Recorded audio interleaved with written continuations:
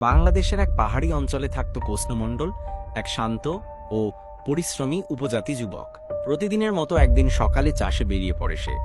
সেদিন আকাশ ছিল কালো মেঘে ঢাকা। দুপুরে নামে ঝড় বৃষ্টি, ঘন অন্ধকারে পথ হারিয়ে ফেলে কৃষ্ণ।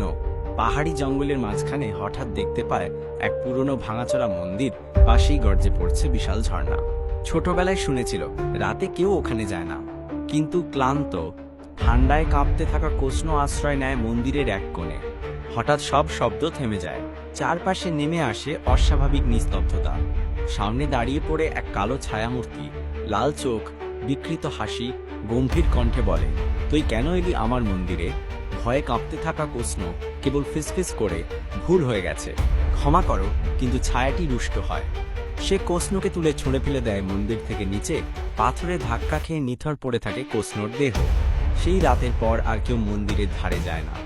রাতে ঝর্ণার পাশে আজও ভেসে আসে কান্নার শব্দ।